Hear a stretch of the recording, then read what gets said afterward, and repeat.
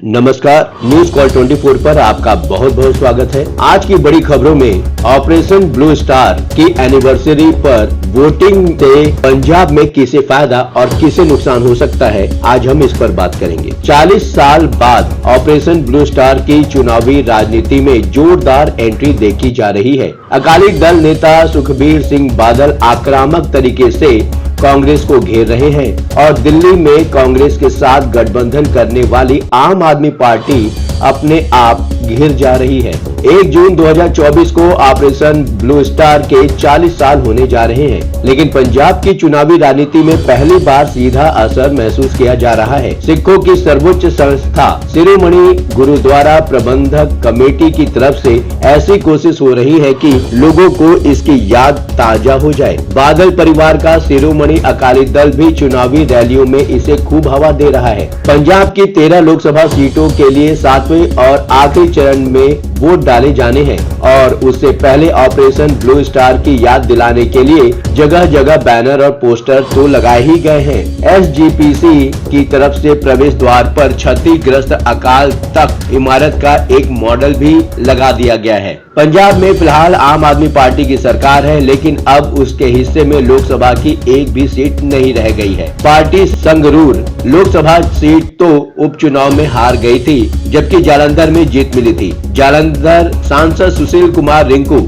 आप छोड़कर बीजेपी के टिकट पर इस बार मैदान में है। ये पंजाब ही है जहां से पहली बार भगवंत मान सहित आपके 4 सांसद लोकसभा पहुंचे थे। भगवंत मान फिलहाल पंजाब के मुख्यमंत्री हैं। 2022 के विधानसभा चुनाव में तो आपने पंजाब में भी करीब करीब दिल्ली जैसा ही प्रदर्शन किया था, लेकिन आम चुनाव में सिर्फ कांग्रेस ही नहीं, अकाली दल और बीजेपी दोनों से भी दो हाथ करने पड़े हैं। 2019 के चुनाव में अकाली दल और बीजेपी 7 चुनाव लड़े थे। विधानसभा चुनाव में तो बीजेपी का हाल कांग्रेस से भी बुरा रहा, लेकिन लोकसभा चुनाव में तो वो खुद को बेहतर स्थिति में पा रही है और यही वजह है कि पंजाब में आप कांग्रेस, बीजेपी और अकाली दल के बीच चतुष्कोणीय मुकाबला माना जा रहा है। ऑपरेशन ब्लू स्टार के चुनावी मुद्दे के रूप में उभरने के पीछे एक बड़ी वजह अकाली दल और बीजेपी के बीच 3 दशक पुराना गठबंधन टूट जाना भी लगता है। असल में कृषि कानूनों के मुद्दे पर एनडीए से अलग होकर बीजेपी का साथ छोड़ दिया था। ये भी देखा गया है कि बीजेपी के साथ होने के कारण अकाली दल भी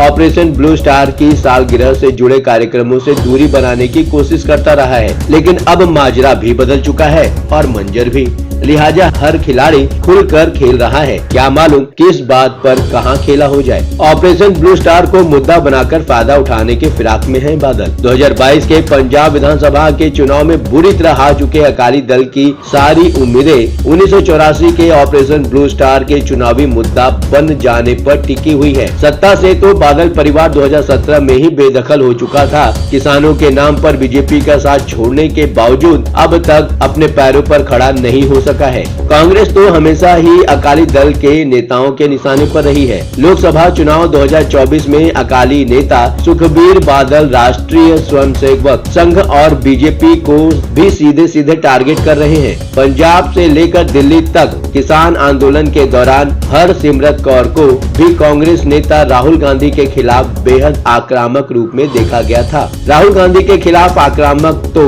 हरसिमरत कौर को तब भी देखा जाता रहा जब वो बीजेपी के साथ हुआ करती थी। सुखबीर सिंह बादल की चुनावी रैलियों में पोस्टर हर जगह देखने को मिल रहा है, जिसमें ऑपरेशन ब्लू स्टार के बाद स्वर्ण मंदिर में क्षतिग्रस्त हुए अकाल तख्त की तस्वीर है और हर रैली में सुखबीर बादल पंजाब के लोगों से एक अपील जरूर कर रहे हैं। कांग्रेस ने 1984 में क्या किया था, ये बात वे वोट देते वक्त जरूर याद रखें। 1984 में केंद्र में कांग्रेस की सरकार थी और इंदिरा गांधी प्रधानमंत्री, और तभी ऑपरेशन ब्लू स्टार 1 जून से 6 जून 1984 तक चला था। अकाली नेता पंजाब के लोगों को आगाह करते हैं, जिस दिन कांग्रेस की सरकार ने श्री हरि मंदिर साहिब और श्री अकाल तख्त साहिब पर हमला करवाया था, उसी दिन ही लोकसभा चुनाव के लिए वोटिंग होनी है। कहीं भूलकर भी उस दिन कांग्रेस को वोट मत दे देना। कांग्रेस के साथ साथ सुखबीर बादल आरएसएस को भी कटघरे में खड़ा करते हैं और लोगों को डराने वाले अंदाज में चेतावनी देते हैं। आप लोगों ने अकाली दल को कमजोर किया तो आरएसएस ने तख्त श्री हजूर साहिब पर कब्जा कर लिया है और आरोप लगाते हैं दिल्ली गुरुद्वारा प्रबंधक कमेटी पर भी कब्जा कर लिया है। श्री गुरुद्वारा प्रबंधक कमेटी को तोड़कर हरियाणा गुरुद्वारा प्रबंधक कमेटी बना दी गई है और उस पर अपना एजेंट बिठा दिया गया है। जब वो पूरा मेला लूट लेंगे तब जागोगे।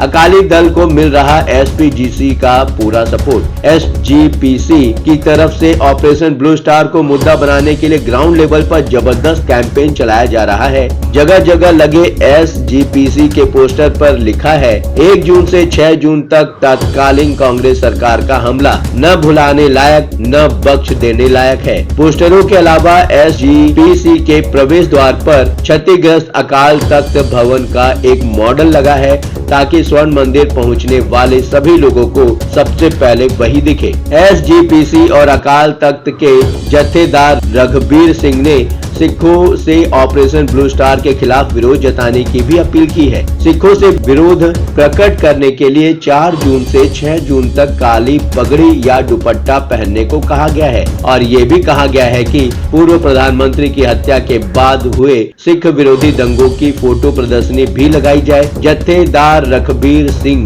कहते हैं देश विदेश के हर गुरुद्वारा साहिब में ऐसे समारोह आयोजित किए जाने चाहिए ताकि लोगों को जून 1984 के नरसंहार के इतिहास से रूबरू कराया जा सके। कैंपेन से किसे नफा है और किसे नुकसान। अव्वल तो अकाली दल किसी को भी नहीं बख्श रहा है, लेकिन उसके निशाने पर मुख्य रूप से कांग्रेस है और ये बात अकाली दल लोगों को समझाने में कामयाब हुआ तो आम आदमी पार्टी को भी नुकसान उठाना पड़ सकता है। जिन सीटों पर अकाली दल के कैंपेन का असर हो सकता है उनमें संगरूर भी शामिल है, जो पंजाब के मौजूदा मुख्यमंत्री भगवंत मान का चुनाव क्षेत्र रहा है। 2014 और 2019 के दोनों चुनाव में जीत हासिल कर भगवंत मान संसद पहुंचे थे। भगवंत मान के मुख्यमंत्री बन जाने के बाद जब संगरूर लोकसभा सीट पर उपचुनाव हुआ तो ये सीट आम आदमी पार्टी के हाथ से निकल गई। उपचुनाव में अकाली दल यानी कि अमृतसर के सिमरनजीत सिंह मान ने जीत हासिल की और इस बार भी चुनाव मैदान में उतरे हुए हैं। संगरूर की ही तरह फरीदकोट और खडूर साहिब जैसी लोकसभा सीटों पर भी ऑपरेशन ब्लू स्टार कैंपेन का सीधा असर देखा जा रहा है। असर है फरीदकोट में, जहां इंदिरा गांधी के हत्यारे बेअंत सिंह का बेटा चुनाव मैदान में है। वहीं खडूर साहिब सीट पर असम की जेल में बंद वारिस पंजाब दे का सरगना अमृतपाल सिंह भी चुनाव लड़ रहा है। जातिगत आधार पर पंजाब की आबादी की बात करें तो सबसे ज्यादा 58% सिख, 38% हिंदू और 32% दलित हैं। ये बात अलग है कि पंजाब का वोटिंग पैटर्न बाकी राज्यों से अलग ही चलता है। दलितों की इतनी बड़ी तादाद होने के बावजूद राजनीति के लिए काशीराम को पंजाब से यूपी का रुख करना पड़ा था। दिल्ली से अलग कांग्रेस और आम आदमी पार्टी पंजाब में एक दूसरे के खिलाफ चुनाव लड़ रहे हैं। अरविंद केजरीवाल को पक्का यकीन था कि कांग्रेस के बगैर उनकी पार्टी बेहतर प्रदर्शन कर सकती है और सिख आबादी ज्यादा होने की वजह से ऑपरेशन ब्लू स्टार के लिए कांग्रेस को जिम्मेदार ठहराकर